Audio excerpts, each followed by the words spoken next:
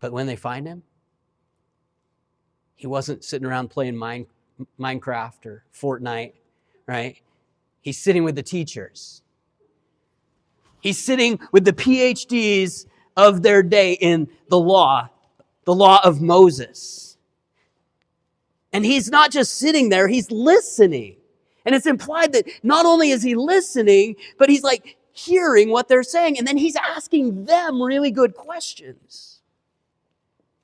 Now notice, you have Jesus, the Messiah, Jesus, God's one and only Son, Jesus, Son of God, eternally existing as third part of the Godhead, hanging out in this temple with some PhDs of the law in their day.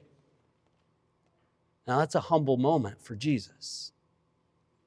But the text says that everyone was beside themselves in amazement at his understanding.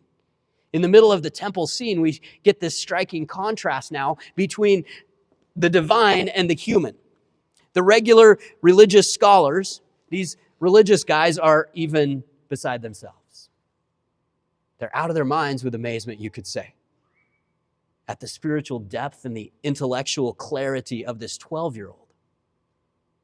Look at verse 47. All who heard him were amazed at his understanding and his answers. Here they are looking at God in human flesh, and they're amazed. Meanwhile, Mary and Joseph, they're a little amazed too. They're out of their senses. Not by his theology, but by this sheer, terrifying reality that he's been missing for 3 days. And then here he is. And so we have this profound moment of tension. Jesus, perfectly square though. He's square with his mission. He knows who he is. He knows where he's supposed to be.